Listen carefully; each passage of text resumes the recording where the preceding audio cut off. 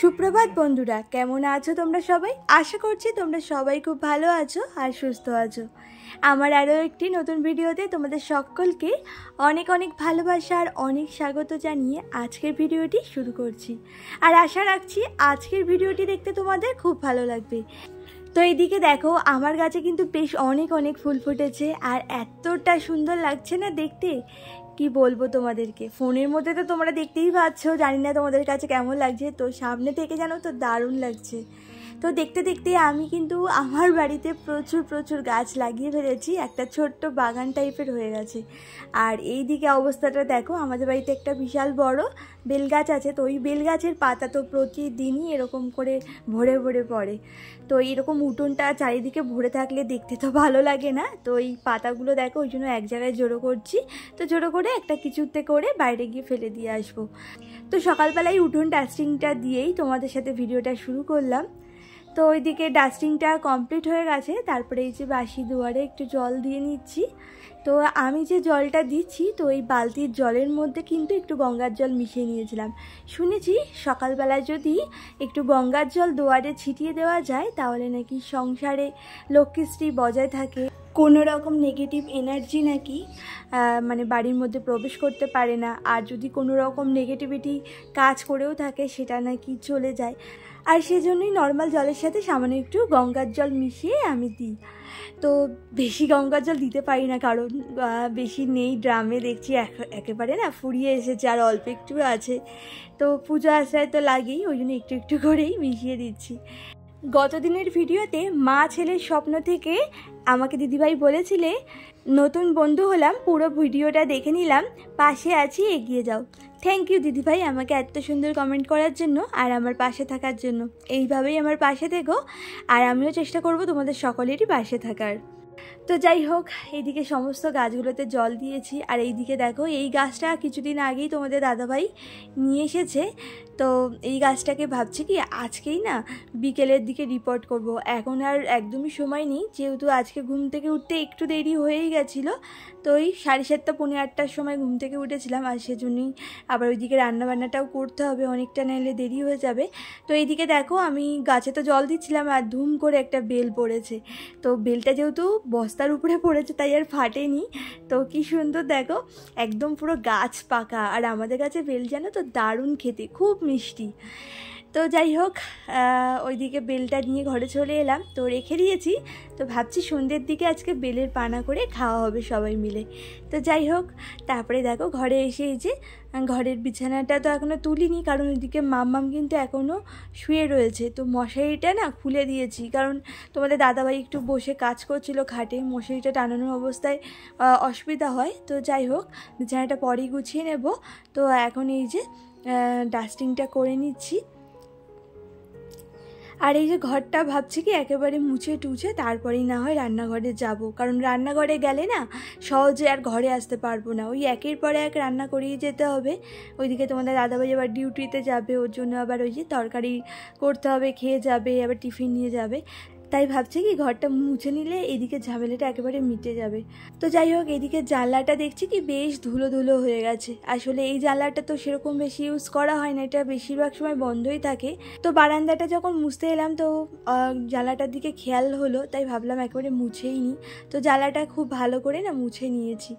আর এই গরমের সময় জানলাটা খোলা হয়, শীতের সময় তো একেবারেই খোলা হয় না, বন্ধই থাকে পুরো। তো যাই হোক, ওইদিকে ঘরটার মুছে তারপরে কিন্তু রান্নাঘরে গেছিলাম। তো সকালে ব্রেকফাস্টটা তৈরি করেছি, তো এখনও দুপুরে লাঞ্চের জন্য কিছু রান্না করিনি। তো ভাবছি কি একেবারে না পুজোটা দিয়ে নিই, তারপরেই না হয় দুপুরে লাঞ্চের জন্য করে নেব। তো যাই হোক, এদিকে স্নান করে এসে দেখো এখন সিঁদুর মিঁদুর পরে নিয়েছি।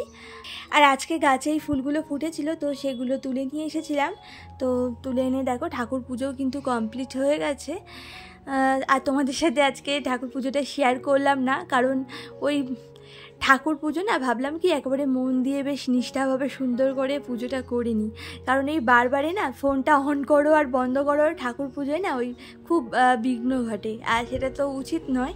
তো মাঝে মাঝে যখন পারি তোমাদের সাথে শেয়ার করি। তো আজকে ভাবলাম থাক, অনেক দিনই তো শেয়ার করলাম, তো সেজন্যই আর কি। তো যাই হোক, তারপরে ওইদিকে রান্নাঘরে সেরকম কিছু আজকে রান্না করব না, একটু পোলাও করব, সাথে আলুর দম করব। আজকে যেহেতু নিরামিষ, আর আজকে কী বার সেটাই তো তোমাদেরকে বলা হলো না। আজ হলো মঙ্গলবার, আর মঙ্গলবার করে তো আমি হনুমান পুজো করি। তো যাই হোক, এদিকে ঘরে এসে বিছানাটাও গুছিয়ে নিয়েছিলাম। তো গুছিয়ে নিয়ে দেখো এখন রান্নাঘরে চলে এসেছি। তো সব কিছু না আগে থেকে রেডি করেই রেখেছিলাম, তো জাস্ট এখন বসিয়ে দেবো, ঝটপট হয়ে যাবে।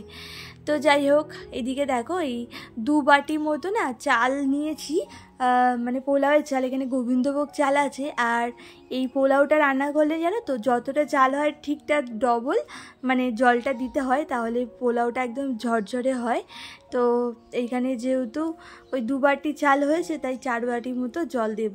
তো দেখো চালটা একটু ধুয়ে নিলাম, তো ধুয়ে ওই ঝুড়িটার মধ্যে রেখে দিয়েছি, তাহলে ভালো করে জলটা ঝরিয়ে যাবে, চালটাও বেশ শুকিয়ে শুকিয়ে আসবে। ততক্ষণ দেখো এদিকে তেলের মধ্যে না গোটা গরম মশলা ফোড়ন দিয়ে তেজপাতা ফোড়ন দিয়েছিলাম, তার মধ্যে আদা আর কাঁচা লঙ্কা পেস্ট দিয়ে একটু নেড়ে ছেড়ে দেখো ওই যে 4 বাটি জল দিয়ে দিলাম।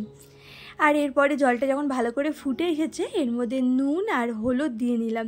হলুদটা একটু বেশি দিয়েছি, কারণ যাতে কালারটা ভালো আসে পোলাওয়ের।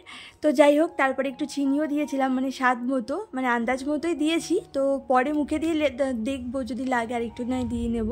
তো যাই হোক, তারপরে চালগুলো দেখো এক হাত দিয়ে না চালগুলো ঢালছিলাম আর এক হাত দিয়ে নাড়ছিলাম, নইলে চালগুলো দলা পেকে যেতে পারে। তো খুব ভালো করে নেড়ে টেড়ে দিকে ঢাকা দিয়ে রেখে দিয়েছিলাম 10 মিনিটের জন্য। আর 10 মিনিট পরে দেখো এখানে কিশমিশ দিয়ে নিলাম, আর একটু না দুধও দিয়েছিলাম, তাহলে খেতে ভালো লাগে। তারপরে দেখো খুব ভালো করে নেড়ে ছেড়ে আর একটু ঢেকে রাখবো, তাহলে ঝুরঝুরে হয়ে যাবে।